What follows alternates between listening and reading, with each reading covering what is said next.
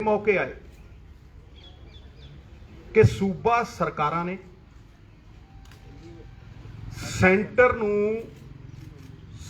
दे आदेशां नूं नकारिया सिरे तो, चाहे वो अपनी डेमोक्रेटिक ताकत जिहड़ी लोकां ने उन्हां नूं दित्ती है वो वरत के, चाहे उन्हां दे चुने नुमाइंदियां ने लोकां दी ताकत वरत के, चाहे जिहड़ी विधान ने सूबा सरकारां नूं ताकत दित्ती है वो वरत के सिरे तो सेंटर दीआं हदायतां नूं लागू नहीं होण दित्ता। चाहे कावेरी रिवर वाटर इशूज होवे, चाहे SYL का मुद्दा होवे, स्टेट खड़े रहे ने और खड़ के आवाज बुलंद की है और कहा कि असी नहीं मानते और सिरे तो नकारदे हैं और अपनी सरजमीन ते ये लागू नहीं होने देते। CA/NRC ये कानून भी सेंटर ने बड़ा रीसेंटली पास करके लागू करने की कोशिश की, पर कई सूबिया ने सीधा सीधा नकारिया और लागू नहीं होने दिता। साडे कोल बहुत वड्डे ग्राउंड ने, नॉट ओनली टू डिफाई, सिर्फ डिफाई नहीं करना बट टू डिनाई। बहुत वड्डे ग्राउंड ने, ये पहला भी होया और हुण भी होना चाहिए, क्योंकि जिहड़े कानून ने ये अनकॉन्स्टिट्यूशनल ने, एक इलीगल ने, दो ये सूबियां दे कानून बनाउण दे अधिकार दे उत्ते एक बहुत बड़ा अटैक है। ये साडे पुरखियां दे दिते फेडरल स्ट्रक्चर दे उत्ते बहुत बड़ा अटैक है। ये ठीक है कि अज पंजाब ने और राजस्थान ने अमेंडमेंट करके इन्हां कानूनों का पुरजोर विरोध किया, होना चाहिए, शलाघायोग। लेकिन सानू पंजाब दे 3 करोड़ लोगों ने जिहड़ी डेमोक्रेटिक पावर दिती है उन्हां दियां एस्पिरेशनस नूं मीट करन वास्ते कुछ होर मजबूत ठोस कदम चुकण की जरूरत है।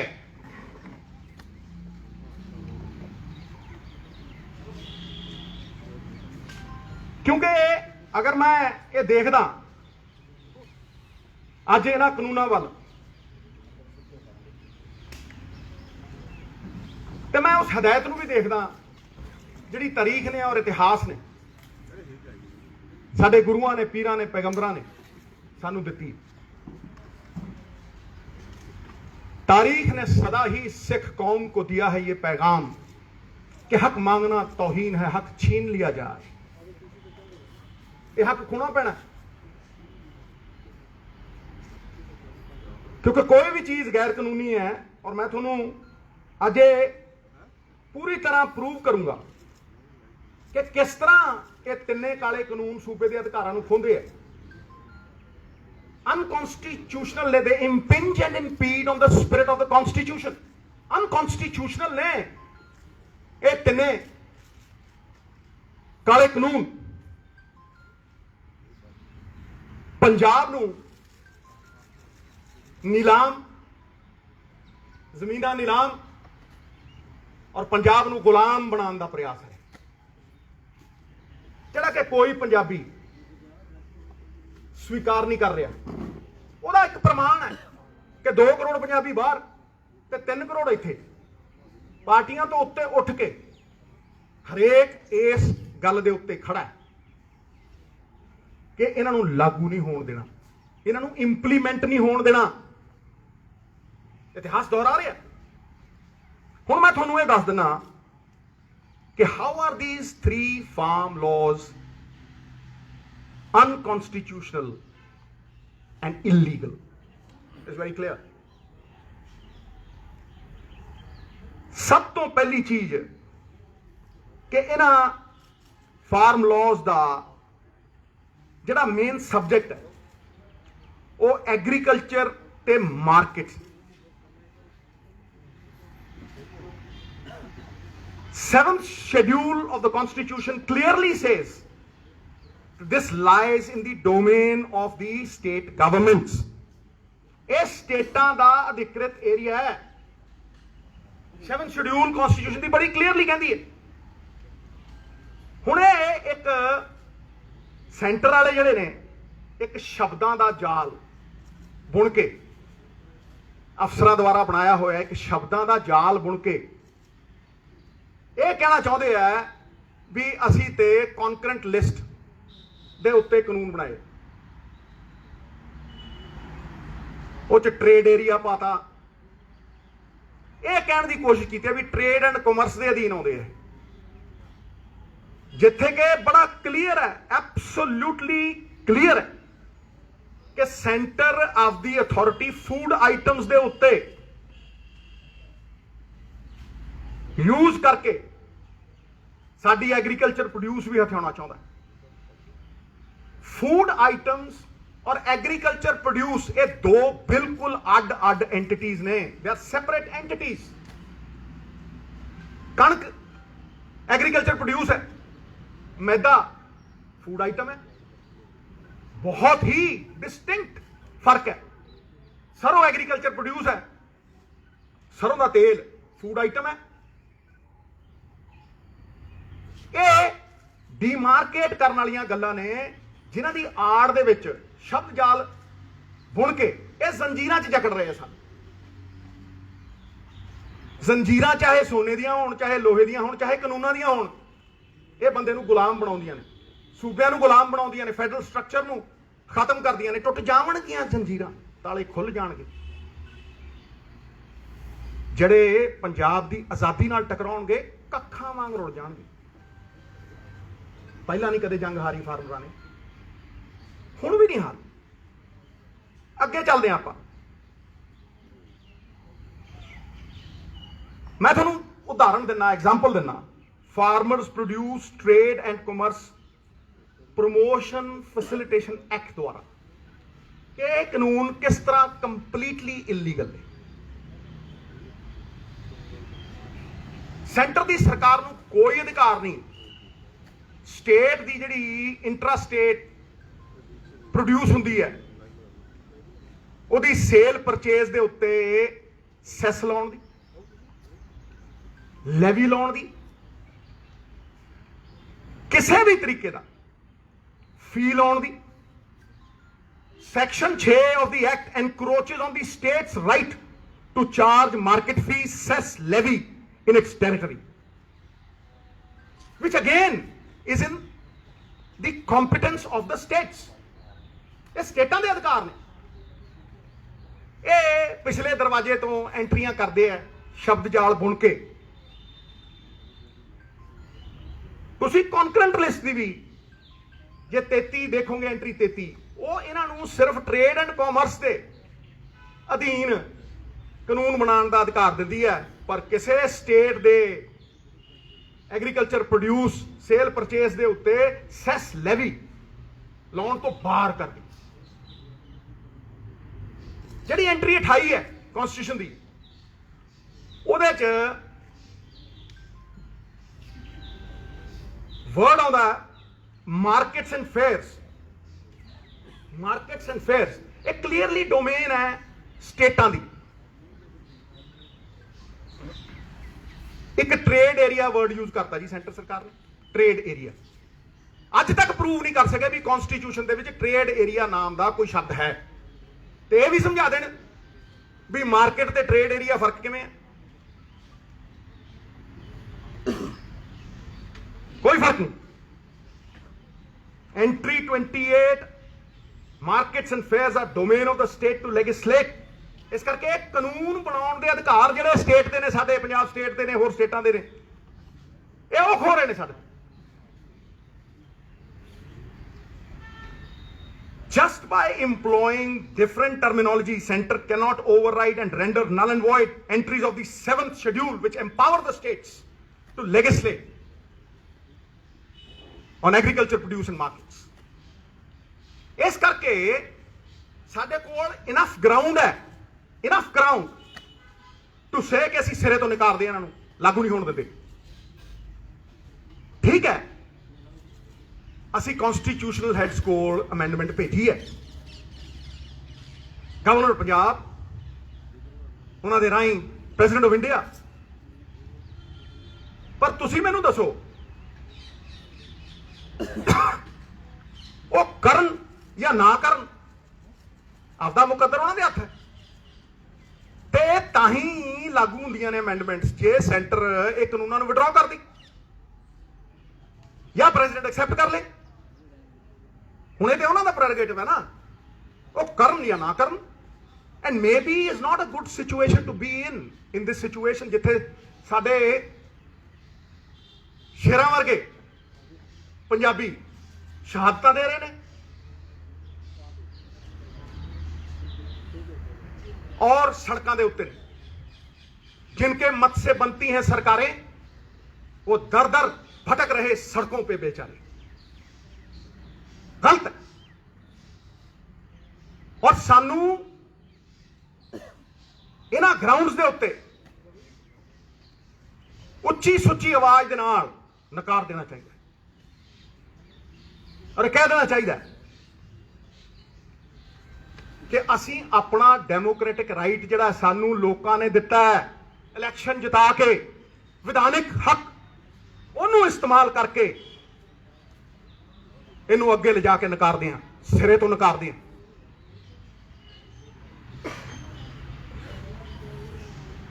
हुण मैं इस तो अगे वधा after defiance and denial of these unconstitutional laws, मैं कहना कि बड़े लोग ये कही जाते जी कि the game is over, centre ने तो पास करते। the game is not over, we can be game changers if we rise above blame game। ਅਸੀਂ गेम चेंजर बन सकते हैं। सानू किसी ने नहीं रोकया अपनी डेमोक्रेटिक पावर टू लैजिस्लेट करन तो, किसी ने नहीं रोकया। असी अपने कानून खेतर दे विच लॉ बना सकते हैं और किसानां दे मुकद्दर नूं पूरी तरह बदल सकते हैं। वक्त की जरूरत है और सानू वो डेमोक्रेटिक जिहड़ा राइट है उन्होंने एक्सरसाइज करना चाहिए, अपना मुकद्दर अपने हाथ च लेना चाहिए। किस तरह? मेरी मांग है कि असी अपने कानून बनाइए जिहदा सेंटर ना कोई लेना देना नहीं, जिहदा सेंटर ना कोई सरोकार नहीं। मैं पहले कानून की गल करदा जिहड़ा साडे अख्तियार दे विच है, which is in our domain completely. Expansion of MSP and procurement. ਅਸੀਂ सिर्फ कणक और झोने दे प्रोक्योरमेंट चों निकलीए, किस तरह किसान नूं होर फसलों के उत्ते MSP दईए ताकि असीं डाइवर्सिफिकेशन कर सकीए। क्योंकि तुसीं अगर झोना देखो, झोना लाउणा किसान की मजबूरी है, वो चाह के भी नहीं निकल सकता क्योंकि MSP मिलती ही झोने ते कणक ते है। लिख देंगे मक्की, लिख देंगे गन्ना, लिख देंगे सारा कुछ, लिखते हैं 1600, मिलती 700 नहीं, 600 च भी चुकी नहीं गई। इस करके वो मजबूरी है। लेकिन वो मजबूरी के नाल नाल एक होर गल है कि असी अपनी सस्टेनेबल लिमिट तो किते ज्यादा पानी, पंजाब का पानी करजे ले लै, ट्यूबवेल ला ला, पंपियां चला चला, ਸਸਟੇਨੇਬਲ ਲਿਮਿਟ ਤੋਂ ਕਿਤੇ ਵੱਧ ਪਾਣੀ ਕੱਢ ਰਹੇ ਹਾਂ ਅਸੀਂ। ਔਰ ਮੈਂ ਕਦੋਂ ਦਾ ਦੌਰ ਆ ਰਿਹਾ ਇਹ ਕਿ 1 ਕਿਲੋ ਝੋਨਾ ਲਾਣਾ ਹੋਵੇ ਤੇ 5000 ਲੀਟਰ ਪਾਣੀ ਲੱਗਦਾ। ਤੁਸੀਂ ਹਿਸਾਬ ਲਾ ਲਓ ਕਿ ਜਿੰਨਾ SYL ਤੋਂ ਨੁਕਸਾਨ ਹੋਣਾ ਸੀ ਉਹਦੇ ਨਾਲ ਕਿਤੇ ਵੱਧ ਕਰਦੇ ਹਾਂ ਹਰ ਸਾਲ। ਪਾਣੀ ਐਕਸਪੋਰਟ ਕਰਦੇ ਹਾਂ ਅਸੀਂ ਝੋਨੇ ਦੇ ਨਾਲ, ਖਾਲੇ ਤਾਂ ਸਿਰਫ 8%। ਫਿਰ ਕਹੇ ਜੀ ਸੋਲੂਸ਼ਨ। ਮੈਂ 6 ਮਹੀਨਿਆਂ ਤੋਂ ਉਹੀ ਗੱਲ ਕਰਦਾ। 6 ਮਹੀਨਿਆਂ ਤੋਂ ਮੈਂ ਇਸ ਡਾਈਵਰਸਿਫਿਕੇਸ਼ਨ ਦੀ ਗੱਲ ਕਰਦਾ, ਪਾਣੀ ਬਚਾਉਣ ਦੀ ਗੱਲ ਕਰਦਾ ਤੇ ਇਹ कहना हमेशा भी अगर मान लो तो हार है और अगर बदलने की ठान लो तो जीत है। ये पक्की जित है। और मैं तुहानूं दसदा किवें। पहला तो मैं बड़ा क्लीयर हाँ, अज दे दिन अगर असी लैजिसलेट करिए तो असी दालां ते ऑयल सीड्स दे उत्ते MSP दे सकदे। क्लीयर सिद्धा। नाले डाइवर्सिफिकेशन होऊ, नाले पानी बचू, नाले किसान नूं झोने ते कणक तो इलावा कुछ उगाउण दा विकल्प मिलू। किदां? ओ महाराज मार्कफेड ते पंसब तो अगर तुसीं प्रोक्योर कराओ, मार्कफेड ते पंसब तो, और तुसीं दालां दे वास्ते ऑयल सीड्स दे वास्ते तुसीं किन्ना पैसा बाहरों इंपोर्ट करने लई खर्च रहे हो?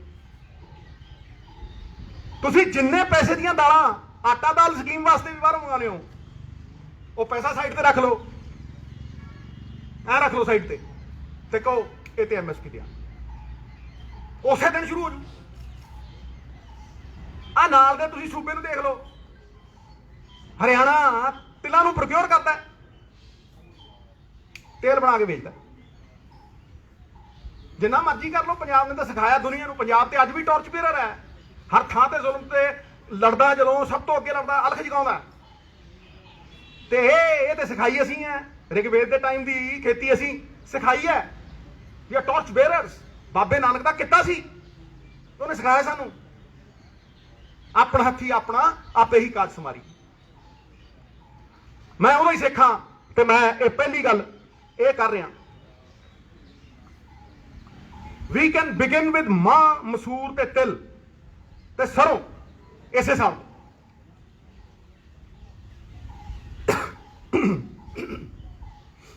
सितंबर दे विच मैं सब्जियां दी गल कीती सी।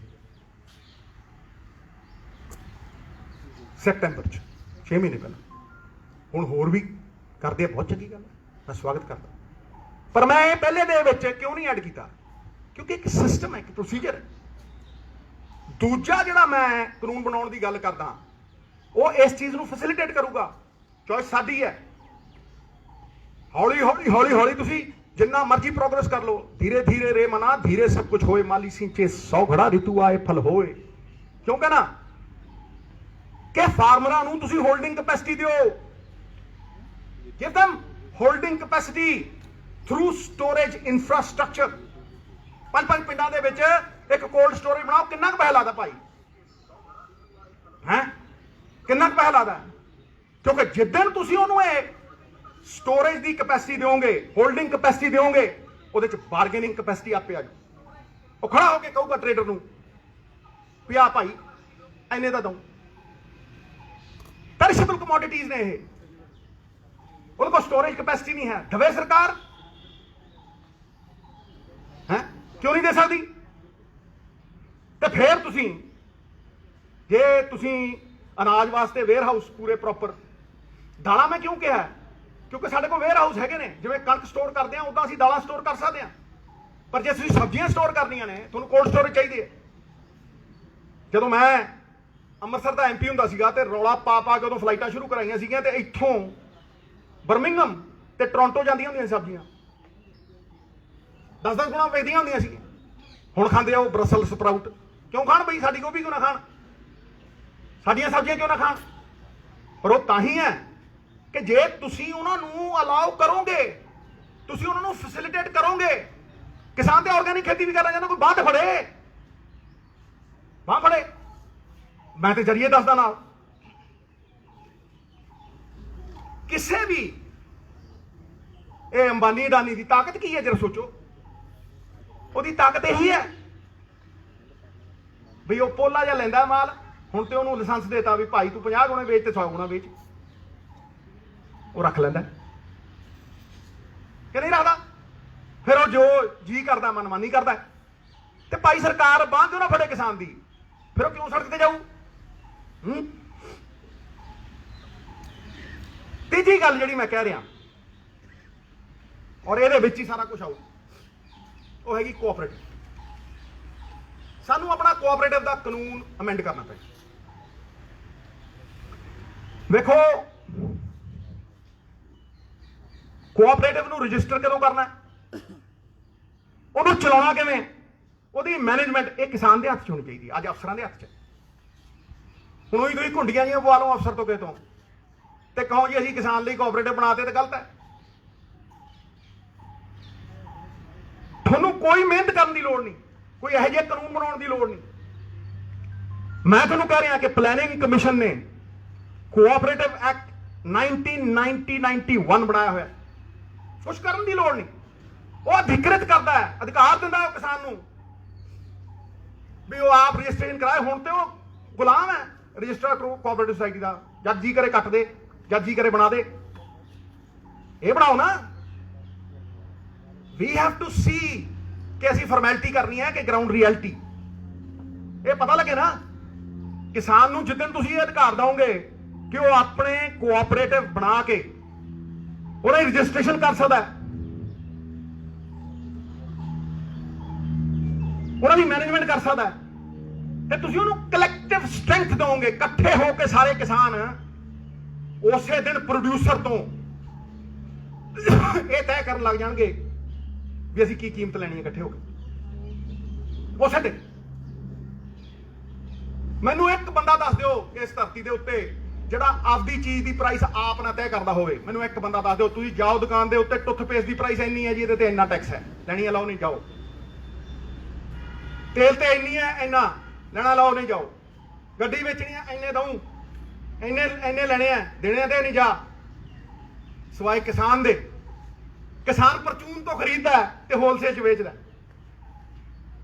ਹੀ is the only person who buys in retail and sells in wholesale.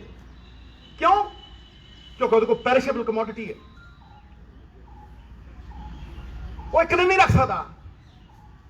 ਉਹਨੂੰ ਕਿਹਾ ਜਾਂਦਾ ਦੇਣੀ ਹੈ ਦੇ ਨਹੀਂ ਨਾ, ਉਹ ਕਿੱਦਾਂ ਰੱਖ ਲੂ। ਮੈਂ ਤੁਹਾਨੂੰ ਐਗਜ਼ਾਮਪਲ ਦਿੰਦਾ ਮਹਾਰਾਜ, ਇਹ ਸਾਰਿਆਂ ਨੂੰ ਇੱਕ ਇੱਕ ਬੰਦੇ ਨੂੰ ਸਮਝਾਊ। ਜਦੋਂ ਸੀਜ਼ਨ ਹੁੰਦਾ ਤੇ ਉਹ ਟਮਾਟਰ ਲੈ ਕੇ ਮਾਰਕੀਟ 'ਚ ਜਾਂਦਾ, ਉਹ ਟਮਾਟਰ 3 ਰੁਪਏ ਨੂੰ ਵਿਕਦਾ।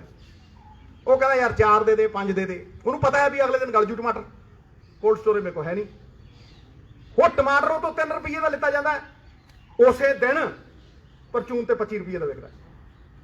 ਤੇ ਜੇ ਮਹੀਨੇ ਇੱਕ ਬਾਅਦ ਜਾਂ ਡੇਢ ਬਾਅਦ ਜਾਂ 2 ਬਾਅਦ ਉਹਨੇ ਟਮਾਟਰ ਲੈਣਾ ਹੋਇਆ, ਉਹ ਪਰਚੂਨ ਦੀ ਦੁਕਾਨ ਤੋਂ 65 ਦਾ ਖਰੀਦਦਾ। ਆਪਦਾ ਹੀ 3 ਰੁਪਏ ਦਾ ਟਮਾਟਰ ਉਹ 65 ਦਾ ਖਰੀਦਦਾ। ਇਹਨੂੰ ਕੌਣ ਇਨਸਾਫ ਕਹੂ? ਫਿਰ ਕਿਉਂ ਨਾ ਉਹ ਇਹ ਕਹੂ ਵੀ ਮੇਰੀ ਮਿਹਨਤ ਕੋਈ ਹੋਰ ਖਾਈ ਜਾਂਦਾ ਹੈ। ਜੇ ਤੁਸੀਂ ਕੋਈ ਗੱਲ ਨਹੀਂ, ਆਪਣੇ ਤੇ ਨਹੀਂ ਕਰਦਾ ਫਿਕਰ ਨਾ ਕਰ, ਆਪਾਂ ਚੰਗਾ ਕੰਮ ਕਰੇ ਤੇ ਗ੍ਰੀਨ ਤੁਸੀਂ ਅਡਾਨੀ ਨੂੰ ਸਟੋਰੇਜ ਦਿੰਦੇ ਹੋ ਸੈਂਟਰ ਦੀ ਜ਼ਮੀਨ ਦੇ ਉੱਤੇ। ਮਿੱਤਰੋ, ਸੈਂਟਰ ਦੀ ਜ਼ਮੀਨ ਦੇ ਉੱਤੇ ਅਗੇ ਕੀ ਕਿ ਜਦੋਂ FCI ਡਿਸਬੈਂਡ ਹੋ ਜੂਗੀ, ਕਰਜ਼ਾ ਉਹਦੇ ਤੇ ਆਪ ਚੜਾਇਆ, ਕਿ ਜਦੋਂ FCI ਖਤਮ ਹੋ ਜੂ, ਹਾਂਜੀ, ਤੇ FCI ਖਤਮ ਹੋਣ ਤੋਂ ਪਹਿਲਾਂ ਹੀ ਅਡਾਨੀ ਸਾਹਿਬ ਉਹਦੇ ਤੇ ਸਾਈਲੋ ਬਣਾ ਰਹੇ ਆ। ਉਹਨਾਂ ਦੀ ਜ਼ਮੀਨ 'ਚ ਉਹਨਾਂ ਦੀ ਬਣਾਈ ਫਿਰਦੇ ਆ। 12 ਲੱਖ ਮੀਟ੍ਰਿਕ ਟਨ ਦੀ ਸਟੋਰੇਜ ਦੇਈ ਫਿਰਦੇ ਆ। ਹੁਣ ਕਹਿੰਦੇ 3 ਸਾਲਾਂ 'ਚ 25 ਲੱਖ ਮੀਟ੍ਰਿਕ ਟਨ ਕਰ ਇਹ ਸਟੋਰੇਜ। ਤੇ ਦੇਖੋ ਤੁਸੀਂ ਸਟੋਰੇਜ ਤੇ ਕੀ ਕਹਿੰਦੇ। ਸਟੋਰੇਜ ਤੇ ਕਹਿੰਦੇ ਆ ਅਡਾਨੀ ਸਾਹਿਬ ਤੁਸੀਂ 5% ਸਟੋਰੇਜ ਕਰੋਗੇ, ਅਸੀਂ ਪੈਸੇ ਤੁਹਾਨੂੰ 100 ਦੇ ਦਿਆਂਗੇ। ਵਾਹ, ਮੈਕਸਿਮਮ ਸਪੋਰਟ ਪ੍ਰਾਈਸ ਦਿਆਂਗੇ। ਬੱਲੇ ਉਹ ਬੱਲੇ, ਗੰਨੇ ਚੂਪਣ ਨੂੰ ਬਾਂਦਰੀ, ਡੰਡੇ ਖਾਣ ਨੂੰ ਰਿਚ ਹੈ। ਪੂਰੀ ਸਟੋਰੇਜ ਤੁਹਾਨੂੰ 5% ਤੁਸੀਂ ਸਟੋਰੇਜ ਕਰੋਗੇ, 100 ਦੇਾਂਗੇ ਤੁਹਾਨੂੰ। 5% ਤੁਹਾਡੀ ਸਟੋਰੇਜ ਹੋਊਗੀ, ਤੁਹਾਨੂੰ 100 ਦੇਾਂਗੇ। ਤੇ ਕਿਸਾਨ ਨੂੰ ਕਹਿੰਦੇ ਤੈਨੂੰ ਮਿਨੀਮਮ ਸਪੋਰਟ ਪ੍ਰਾਈਸ ਨਹੀਂ ਦਿਆਂਗੇ। ਕੀ ਕਹਾਂ ਹੈ ਜੀ? ਤੁਹਾਨੂੰ ਮੈਕਸਿਮਮ ਸਪੋਰਟ ਪ੍ਰਾਈਸ ਦੇਾਂਗੇ, ਕਿਸਾਨ ਨੂੰ ਅਸੀਂ ਮਿਨੀਮਮ ਸਪੋਰਟ ਪ੍ਰਾਈਸ ਨਹੀਂ ਦਿੰਦੇ। ਜਿੱਦਣ ਤੁਸੀਂ ਇਹ ਕਰੋਗੇ ਉਹ ਆਪਣੀ ਫਸਲ ਦਾ ਸਹੀ ਵਾਜਬ ਦਾਮ ਤੈਅ ਕਰਨ ਵਾਲਾ ਹੋ ਜਾਊਗਾ, ਪ੍ਰੋਡਿਊਸਰ ਦੇ ਨਾਲ ਉਹ ਬਾਰਗੇਨ ਕਰੂਗਾ ਵੀ ਹਾਂ ਅਸੀਂ ਇੰਨੇ ਤੇ ਦੇਾਂਗੇ ਜਿੱਦਣ ਤੁਸੀਂ ਇੱਕ ਕੋਆਪਰੇਟਿਵ ਬਣਾ।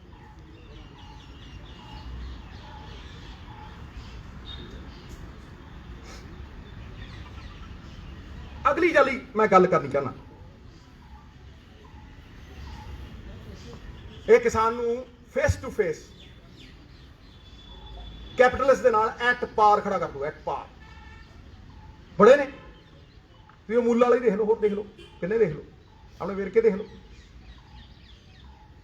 ਇੱਕ 2 ਏਕੜ ਵਾਲਾ 2 ਕਿਲੋ ਵਾਲਾ ਤੇ 100 ਕਿਲੋ ਵਾਲਾ ਸੇਬ ਦੇਖ ਲਓ, ਜਾ ਕੇ ਦੇਖ ਲਓ, ਤੁਹਾਨੂੰ you will see it yourself. ਇਹ ਕਲੈਕਟਿਵ ਸਟਰੈਂਥ, ਬਾਰਗੇਨਿੰਗ ਕੈਪੈਸਿਟੀ, ਇੱਕ ਪ੍ਰੋਡਿਊਸਰ ਨੂੰ ਉਹਦਾ ਹੱਕ ਸਾਨੂੰ ਦੇਣਾ ਪਊ। ਨੰਬਰ 3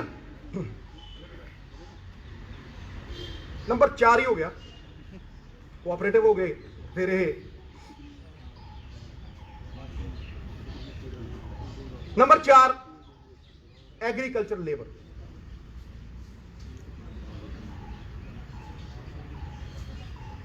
ਕੋਈ ਪ੍ਰੋਫੈਸਰ ਹੋਵੇ, ਕੋਈ ਪੋਲੀਟੀਸ਼ੀਅਨ ਹੋਵੇ, ਸਰਕਾਰੀ ਇੰਪਲੋਈ ਹੋਵੇ, ਕੋਈ ਹੋਵੇ, ਉਹਦੀ ਇੱਕ ਫਿਕਸ ਤਨਖਾਹ ਹੈ, ਉਹਦੇ ਤੇ ਇਨਕਰੀਮੈਂਟ ਨੇ, ਉਹ ਵੱਧਦੀ ਹੈ ਔਰ ਉਹਨੂੰ ਬੜੇ ਸਿਸਟਮ ਦੇ ਨਾਲ ਲਾਇਆ ਜਾਂਦਾ। 50 ਕਰੋੜ ਲੋਕ ਇਸ ਦੇਸ਼ ਦੇ ਵਿੱਚ ਇਹੋ ਜਿਹੇ ਨੇ ਜਿਨ੍ਹਾਂ ਨੂੰ ਇੱਕ ਡੰਗ ਰੋਟੀ ਨਹੀਂ ਮਿਲਦੀ, ਮਜ਼ਦੂਰ ਹੈ ਜੀ। 80% ਪੰਜਾਬ ਇਹੋ ਜਿਹਾ ਜਿਹੜਾ ਇਨਫਾਰਮਲ ਇਕਨੋਮੀ 'ਚ ਕੰਮ ਕਰਦਾ। ਉਹ ਮਜ਼ਦੂਰ ਜਿਹਦੀ ਬਾਂਹ ਫੜਨੀ ਚਾਹੀਦੀ ਹੈ ਸਰਕਾਰ, ਜੈਕਾਰ ਹੋਊਗੀ। ਪ੍ਰੋਫੈਸਰਾਂ ਦੀਆਂ ਪੋਲੀਟੀਆਂ ਫਿਕਸਡ ਵੇਜਸ ਨੇ, ਐਨੂਅਲ ਇਨਕਰੀਮੈਂਟ ਨੇ, ਔਰ ਬਦਕਿਸਮਤੀ ਨਾਲ ਸਾਡੀ ਪਛਾਣ, ਸਾਡੀ ਜਾਨ ਕਿਸਾਨ ਐਮਐਸਪੀ ਲਈ ਲੜ ਰਿਹਾ। ਮੈਂ ਮੰਗ ਕਰਦਾ, ਇਹ ਤਾਂ ਦੇਖ ਹੀ ਲਿਆ ਕਿ ਸਰਕਾਰਾਂ ਕਾਰਪੋਰੇਟਸ ਲਈ ਕੀ ਕਰਦੀਆਂ ਨੇ, 0.1% ਲੋਕਾਂ ਲਈ ਕੀ ਕਰਦੀਆਂ ਨੇ। 5-5 ਲੱਖ ਕਰੋੜ ਰੁਪਈਆ ਛੱਡਦੀਆਂ ਨੇ, ਰੈਵਨਿਊ ਫੋਰਗੋਨ ਛੱਡਦੀਆਂ ਨੇ। 17 ਲੱਖ ਕਰੋੜ ਰੁਪਈਆ ਬੈਂਕਾਂ ਦਾ ਚੁਕਾਤਾ, ਐਨਪੀਏ ਸਾਂਠ ਗਾਂਠ ਨਾਲ, ਕਿਸੇ ਪ੍ਰਾਈਵੇਟ ਬੈਂਕ ਦਾ ਨਹੀਂ ਹੈ, ਸਾਰਾ ਸਰਕਾਰੀ ਬੈਂਕਾਂ ਦਾ ਚੁਕਾਤੇ ਸਾਰੇ। ਹਾਂਜੀ, ਇਹ ਜਾਣਦੇ ਹਾਂ ਅਸੀਂ ਵੀ ਉਹਨਾਂ ਲਈ ਕੀ ਕਰ ਰਹੇ, ਪਰ ਮੈਂ ਮੰਗ ਕਰਦਾ ਕਿ ਮਨਰੇਗਾ ਲਾਈਕ ਇਨਕਮ ਸਪੋਰਟ 2-2.5 ਏਕੜ ਵਾਲੇ ਕਿਸਾਨ ਦੇ ਖੇਤ ਦੇ ਵਿੱਚ, ਚਾਹੇ ਕਿਸਾਨ ਜਾਵੇ ਚਾਹੇ ਮਜ਼ਦੂਰ ਜਾਵੇ, ਉਹਨੂੰ ਮਨਰੇਗਾ ਲਾਈਕ ਵੇਜ ਸਪੋਰਟ ਮਿਲਣੀ ਚਾਹੀਦੀ ਹੈ। ਮੈਂ ਮੰਡੀ ਗਿਆ, ਸਬਜ਼ੀ ਮੰਡੀ, ਮੈਂ ਧਰਾ ਦੀ ਗੱਲ ਕਰਦਾ, ਮੰਡੀ ਗਿਆ ਮੈਂ, ਉੱਥੇ ਮੰਡੀ ਇੱਕ ਮਜ਼ਦੂਰ ਨਾਲ ਮੈਂ ਗੱਲ ਕੀਤੀ, ਮੈਂ ਕਿਹਾ ਭਾਈ ਤੇਰੀ ਕਿੰਨੀ ਦਿਹਾੜੀ ਹੈ? ਉਹ ਕਹਿੰਦਾ ਜੀ 250। ਮੈਂ ਕਦੋਂ ਤੋਂ ਹੈ? ਉਹ ਕਹਿੰਦਾ ਜੀ ਪਿਛਲੇ 1.5-2 ਸਾਲਾਂ ਤੋਂ 250 ਹੀ ਹੈ। ਮੈਂ ਵਧੀ ਹੈ 5 ਰੁਪਏ 10 ਰੁਪਏ। ਕਹਿੰਦਾ ਨਾ। ਮੈਂ ਦਾਲ ਕਿੰਨੇ ਦੀ ਹੋ ਗਈ? ਕਹਿੰਦਾ ਜੀ 6 ਮਹੀਨਿਆਂ 'ਚ 50 ਰੁਪਏ ਤੋਂ ਦਾਲ 120 ਹੋ ਗਈ ਤੇ 150 ਤੇ ਖੜੂਗੀ। ਕਹਿੰਦਾ ਜੀ ਟਮਾਟਰ ਬਹੁਤ ਵੱਧ ਗਏ। ਕਹਿੰਦਾ ਜੀ ਮਟਰ ਅੱਜ 110 ਨੂੰ ਮਿਲਦਾ ਹੁੰਦਾ ਸੀ ਪਹਿਲਾਂ 10 ਨੂੰ। ਮੈਂ ਕਿਹਾ ਤੇਰੀ ਤਨਖਾਹ ਜਾਂ ਤੇਰੀ ਦਿਹਾੜੀ 250 ਤੋਂ ਕਿਸੇ ਨੇ 260 ਵੀ ਕੀਤੀ ਹੈ? ਕਹਿੰਦਾ ਨਾ। ਮਤਲਬ ਜਦੋਂ ਕੀਮਤ ਵਧਾਈ ਤੁਸੀਂ ਦਾਲ ਦੀ ਦੁੱਗਣੀ, ਤੇ ਜਦੋਂ ਤੁਸੀਂ ਕੀਮਤ ਬਣਾਈ ਮਟਰ ਦੀ 10 ਗੁਣੀ ਤੇ ਹੋਰ ਚੀਜ਼ਾਂ ਦੀ, ਮਿੱਤਰਾ ਨਾ ਸ਼ੇਰ ਪਾਣੀ,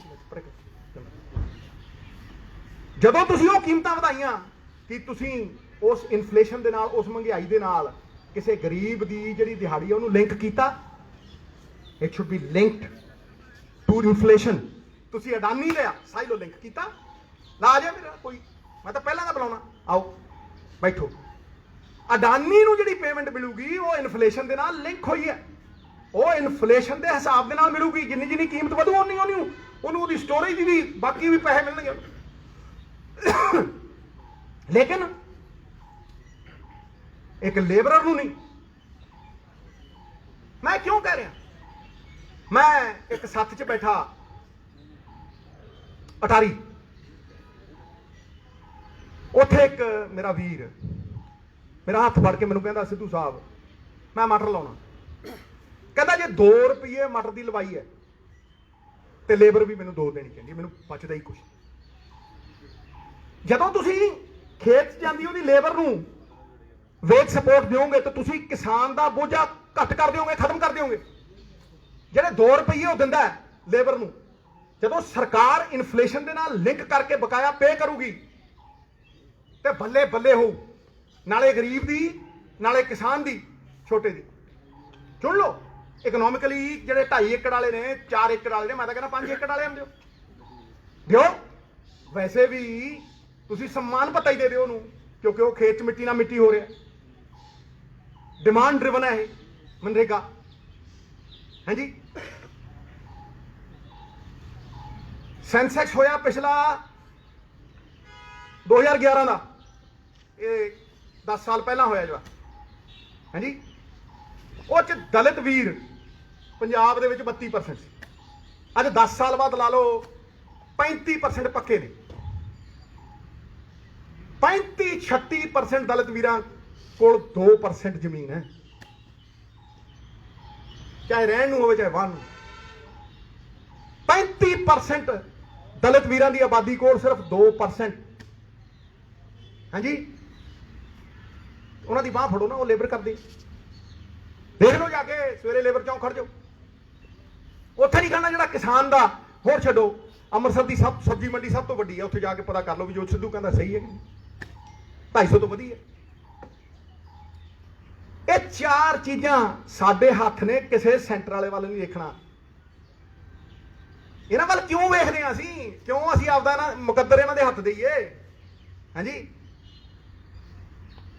ये आज़ादी सानू शहीद आजम भगत सिंह ने दी, सब तो वध खून डोलिया पंजाबियों ने, सब तो वध बलिदान ने, सब तो वध अनाज प्रोड्यूस किया 2% ने। साडी जदों लोड़ सी उह तां तरले मिन्नतां, हुण यूज एंड थ्रो, मतलब निकल गया है तो पहचानते नहीं।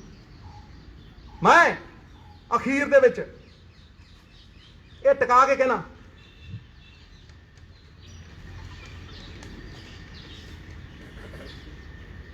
नंबर 2 पॉइंट सी दा कैपेसिटी टू बारगेन, मैं कह ही दिता होल्डिंग कैपेसिटी। मैं एंड करना,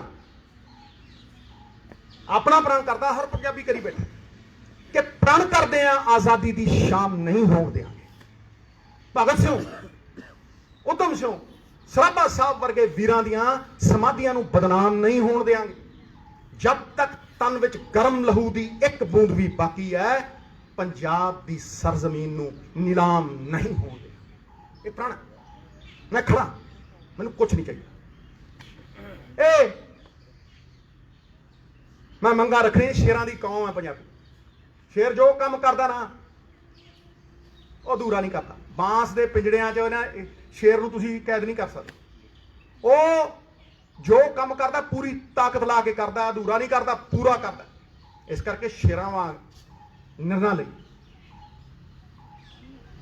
और इस काले कानूनां दी कैद दे विचों आज़ाद होइए। सानूं हक दिते है, जमहूरीयत दे हक, लोकतांत्रिक हक दिते है सानूं। पंजाब दे लोकां ने आस दे नाल देखदे है, उम्मीद दे नाल देखदे है, विश्वास दे नाल देखदे है। और मैनूं आस है कि असीं जिन्हां नूं जिताया आसां दे नाल, उन्हां दी पिठ नहीं लगांगे। बोले सो निहाल, सत श्री अकाल। थैंक यू वेरी मच, बहुत बहुत शुक्रिया। प्रपोजल दित्ती तुसीं अपनी सरकार नूं। देखो सर, पहली गल तो ऐतकी CLP हुई नहीं सी, मैं तो बैठा ही हाँ। जो बुलाते हैं मैं हमेशा ही जाना। मेरे तो प्रपोजल बंद कमरियां भी ने, खुले आम भी ने, हर थां ते दिते हैं। भावें मतलब तुसीं हुण गल नूं घुमाइओ ना, किसी होर पासे ना लिजाइए। देखो मैं तो प्रपोजल चाहे माइनिंग हो गए, चाहे कोई प्रपोजल, मैं तो मैनूं लगदा 100 प्रपोजल दित्ते। देखो जिन्हां ने निर्णय लेने हैं, मेरी देखो असीं ते मंग ही कर सकते हैं। हरेक पॉलिटिशियन मंग करता है, कोई चिट्ठी लिखता है, कोई कुछ करता है। इस करके असीं भी नीवें होकर निमाणे होकर मंग करते। महाराज मैं ਹਰ ਬਲੂਪ੍ਰਿੰਟ ਦਿੱਤਾ, ਤੁਸੀਂ ਮੇਰੇ ਚੈਨਲ ਦੇ ਉੱਤੇ ਦੇਖ ਲਓ, ਹਰ ਥਾਂ ਤੇ ਚੱਲਦਾ ਉਹ। ਜੀ ਸਰ, ਪੰਜਾਬ 'ਚ ਕਿਹੜੇ ਜ਼ਿਲ੍ਹੇ ਤੋਂ ਸ਼ੁਰੂ ਕਰਨਾ? ਮੇਰੀ ਗੱਲ ਨੂੰ ਸੁਣੋ, ਮੇਰੀ ਬੜੇ ਧਿਆਨ ਨਾਲ ਗੱਲ ਨੂੰ ਸੁਣੋ। ਹਰੇਕ ਚੀਜ਼ ਮੈਂ ਨਹੀਂ ਕਰੀ ਜਾਂਦੀ। ਇੱਕ ਗੱਲ ਨੂੰ ਸਮਝੋ ਕਿ ਜਦ ਤੱਕ ਸਰਕਾਰ ਇਹਦੇ 'ਚ ਇੰਟਰਸਟ ਦਿਖਾਊਗੀ, ਮੈਨੂੰ ਕਹਿਣਗੇ ਮੈਂ ਪਟਾਕ ਦੇਣੇ ਦੇ ਦੂੰ, ਔਰ ਕੋਈ ਉਹਨੂੰ ਚੈਲੰਜ ਕਰ ਦੂਗਾ ਤਾਂ ਮੈਨੂੰ ਕਹਿ ਦਿਓ। ਮੈਨੂੰ ਦੇਖੋ, ਇੱਕ ਗੱਲ ਨੂੰ ਸਮਝ ਲਓ, ਇਹ ਤੇ ਮੈਂ ਸੁਝਾਅ ਵੀ ਦੇ ਰਿਹਾ, ਮੰਗ ਵੀ ਕਰ ਰਿਹਾ, ਔਰ ਇਹਨੂੰ ਆਪਾਂ ਕਿਸੇ ਹੋਰ ਪਾਸੇ ਨਾ ਲਿਜਾਈਏ। ਜੋ ਮੈਂ ਕਿਹਾ ਉਹਦੇ ਤੇ ਖੜੀਏ। ਇਸੇ ਕਰਕੇ ਮੈਂ ਸਵਾਲਾਂ ਦੇ ਜਵਾਬ ਦੇਣ ਤੋਂ ਕਰਾਉਣਾ, ਕਿਉਂਕਿ ਮੈਂ ਆਪਣੇ YouTube ਚੈਨਲ ਦੇ ਉੱਤੇ ਇਹ ਗੱਲਾਂ ਅੱਜ ਦੀਆਂ ਨਹੀਂ ਕਰਦਾ। ਇਹ ਸਤੰਬਰ 'ਚ ਕਿਹਾ ਸੀ ਮੈਂ। ਸਬਜ਼ੀਆਂ, ਸਟੋਰੇਜ ਕੈਪੈਸਿਟੀ, ਐਗਰੀਕਲਚਰ ਤੇ ਕੀ ਕਹਿਣਾ ਚਾਹੀਦਾ, ਸਭ ਕੁਝ ਆਨਲਾਈਨ ਔਨ ਰਿਕਾਰਡ ਪਿਆ। ਸਿੱਧੂ ਸਾਹਿਬ, ਔਨ ਰਿਕਾਰਡ ਖੇਤੀਬਾੜੀ ਨੀਤੀ ਬਣਾਈ ਸੀ 3 ਸਾਲ ਪਹਿਲਾਂ, ਉਹਦਾ ਖਰੜਾ ਹਜੇ ਤੱਕ ਨਹੀਂ ਦਿਖਾਇਆ ਵੀ ਕੀ ਬਣਾਇਆ ਦੇਖੋ ਕੀ ਨਹੀਂ ਭਾਜੀ, ਬਣਾਇਆ। ਲਾਗੂ ਅਸੀਂ ਨਹੀਂ ਦੇਖੋ ਮੇਰੀ ਗੱਲ ਨੂੰ ਸੁਣੋ, ਅਸੀਂ ਇੱਕ ਦਾਇਰੇ 'ਚ ਬੰਨੇ ਹੋਏ ਆ, ਅਨੁਸ਼ਾਸਨ 'ਚ ਬੰਨੇ ਹੋਏ ਆ। ਜਿਹੜਾ ਹੱਕ ਕਮੇਟੀ ਦੀ ਰਿਪੋਰਟ, ਮੈਂ ਚੇਅਰਮੈਨ ਸੀ, ਨਾਲ ਮੰਤਰੀ ਭਾਜੀ ਸੀ, 2-3 ਵਜ਼ੀਰ ਸੀ, ਪੂਰੀ ਦਿੱਤੀ ਹੋਈ ਆ। ਹੁਣ ਤੁਹਾਡੇ ਥਰੂ ਤੁਹਾਨੂੰ ਦੇ ਸਕਦਾ ਮੈਂ। ਪਰ ਸਰਕਾਰ ਨੇ ਇਹਦਾ ਟੇਬਲ ਤੇ ਦੇਖੋ ਇਹ ਗੱਲ ਮੈਂ ਇਹਦਾ ਜਵਾਬ ਨਹੀਂ ਦੇਣਾ ਚਾਹੁੰਦਾ, ਕਿਉਂਕਿ ਫਿਰ ਤੁਸੀਂ ਦਿੱਲੀ ਦੀਆਂ ਬਰੂਹਾਂ ਤੇ ਕਿਸਾਨਾਂ ਨੂੰ ਬੈਠਣ ਨੂੰ ਬੜੇ ਦਿਨ ਹੋ ਗਏ। ਕੇਂਦਰ ਦੀ ਸਰਕਾਰ ਦੀ ਮਨਸ਼ਾ ਕੀ ਲੱਗਦੀ ਹੈ ਤੁਹਾਨੂੰ? ਕੇਂਦਰ ਦੀ ਸਰਕਾਰ ਦੀ ਮਨਸ਼ਾ ਦੱਸੀ ਨਹੀਂ ਮਿੱਤਰ। ਇਹ ਮਤਲਬ ਕੀ ਕਰ ਰਹੇ ਹੈ? ਇਹ 90% ਲੋਕਾਂ ਨੂੰ ਮਾਰ ਕੇ ਕਿ ਲੜਾਈ, ਮੈਂ ਪਹਿਲੇ ਦਿਨ ਕਿਹਾ ਸੀ ਉੱਥੇ ਮਾਲੋਵਾਲ ਕਿਹਾ ਸੀਗਾ, ਇਹ ਲੜਾਈ ਕਿਤੇ ਇਕੱਲੇ ਕਿਸਾਨ ਦੀ ਹੈ। ਕਿਸਾਨ ਤੇ ਟਾਰਚ ਬੇਰਰ ਹੈ। ਇਹ ਲੜਾਈ ਤੇ ਸਾਰੇ ਹਿੰਦੁਸਤਾਨ ਦੀ ਹੈ। ਇਹਦੇ 0.1% ਲੋਕਾਂ ਨੂੰ ਵੀ ਦੇਖੋ ਰਿਟੇਲ ਅੰਬਾਨੀ ਹੁੰਦੇ ਸਾਰੀ ਸਟੋਰੇਜ ਵਾਢਿਓ ਲੈ ਕੇ ਐਂਡ ਤੱਕ, ਸਾਰੀ ਦੀ ਸਾਰੀ ਸਟੋਰੇਜ ਸਟੇਟਾਂ ਦੀ ਐਫਸੀ ਮਾਰਤੀ, ਸਾਰੇ ਸਰਕਾਰੀ ਅਦਾਰੇ ਮਾਰ ਕੇ ਦੇ ਜਾਂਦੇ। सिद्धू साहब ट्वीट कर रहे हैं, ਕਰਦੇ ਰਹੇ ट्वीट कर दे रहे हैं जिस जंग में बादशाह की जान को खतरा ना हो उसे जंग नहीं राजनीति कहते हैं। जंग केड़ी है ते बादशाह कौन है जी? ਤੂੰ ਜਾਨੀ ਜਾਣਾ, ਤੂੰ ਸਭ ਕੁਝ ਜਾਣਦਾ। Thank you very much, god bless all.